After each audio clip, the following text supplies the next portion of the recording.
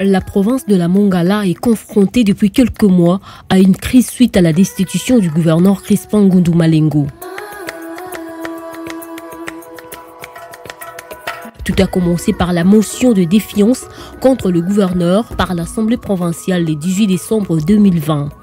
Par respect des mesures prises par le chef de l'État pour stopper la propagation de la deuxième vague de Covid-19, le chef de l'exécutif provincial n'a pas pu présenter ses moyens de défense devant les députés provinciaux. Ces derniers ont réussi quand même à le mettre à la porte du gouvernorat de la Mongala. Cette destitution, teintée d'irrégularité selon les proches du gouverneur, a été même orchestrée par une main noire. En témoigne cet audio prouvant que les élus ont été corrompus.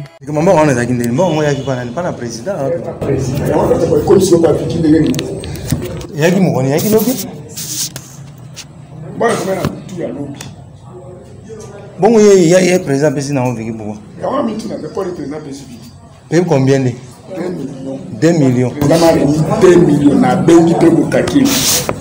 combien de 2 millions. 2 millions. Bon, il y a 2 millions.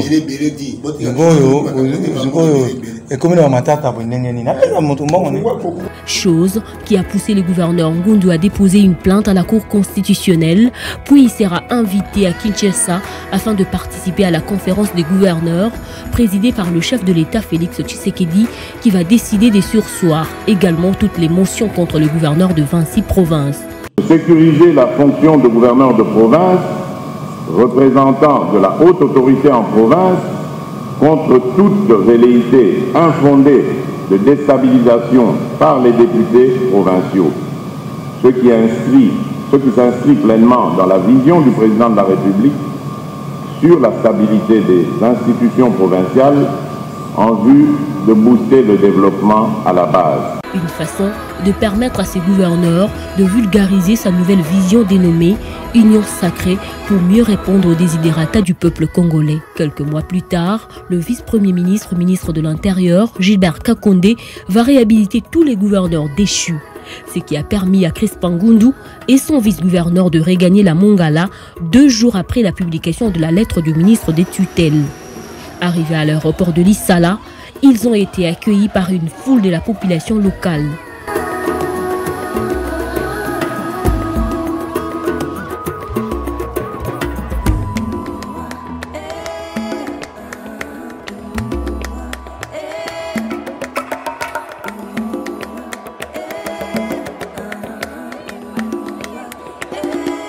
Cette dernière l'ont même accompagné vers le gouvernorat de la province qui a été malheureusement dispersé par les éléments de la police nationale congolaise.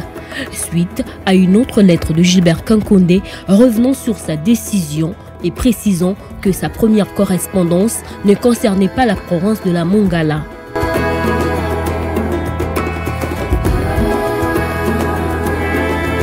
Plusieurs personnes ont été violentées et blessées lors de cette journée, parmi lesquelles le chauffeur du gouverneur Ngundu qui a été amputé d'une partie de sa jambe.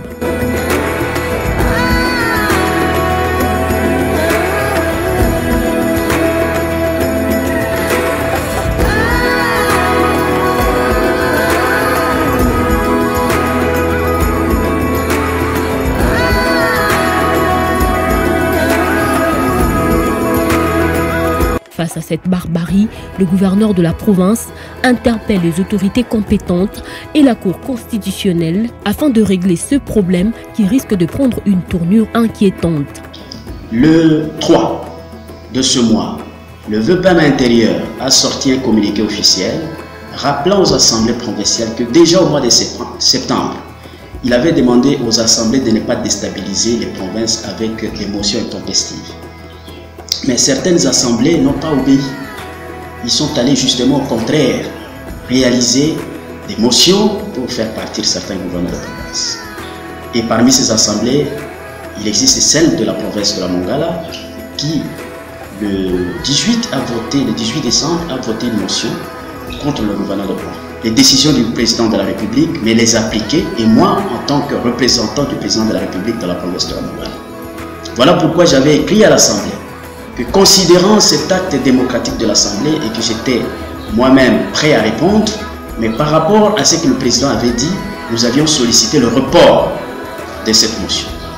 Mais cette assemblée n'a pas accepté, ils ont voté la motion, mais finalement nous avions reçu, au même moment d'ailleurs, on avait reçu l'invitation du VPM intérieur pour participer à la conférence des gouverneurs à Kinshasa.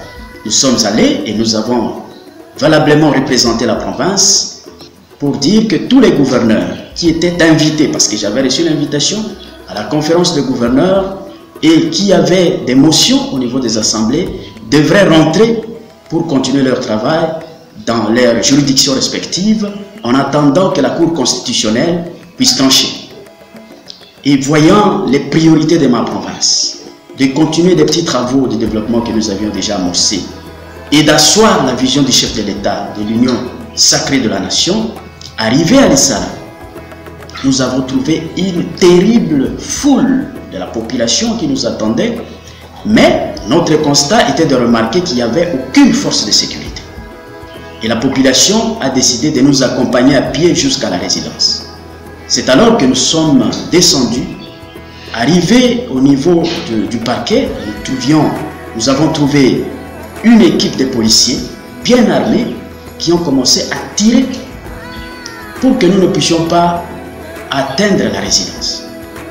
C'est en ce moment-là que quelques échauffourées avec la foule a commencé. J'ai demandé à la foule de rebousser chemin. C'est alors, sous notre dos, derrière notre dos, que les policiers ont commencé à tirer à bout portant. Et nous avons compris qu'il y avait un complot d'assassinat contre ma personne. Plusieurs personnes sont maintenant arrêtées par-ci par-là sur toute l'étendue de la province, à travers les 3 territoires. Les radios sont fermées. Notre combat pour cette province, pour la protection de la population, il y a un contrat social entre moi et la population de la Mongala.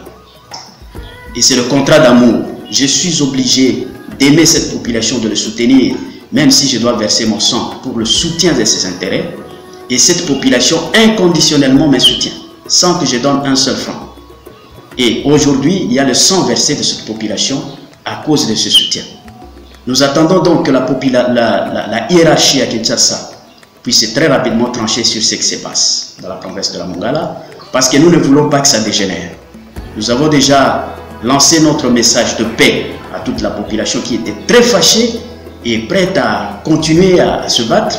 Nous avons dit non, nous attendons que les autorités, le président de la République, puisse clarifier la situation de la province de la Mongala.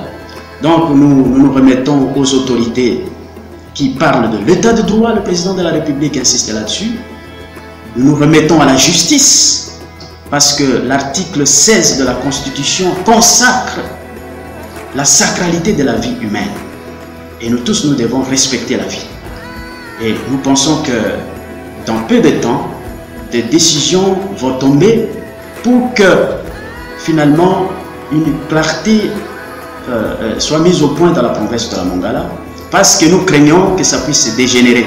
La jeune province de la Mongala a besoin de moyens conséquents pour son développement, d'où cet appel de la population au chef de l'État de réagir le plus tôt possible et à la haute cour de trancher cette affaire pourvu que la paix règne de nouveau dans cette partie du pays.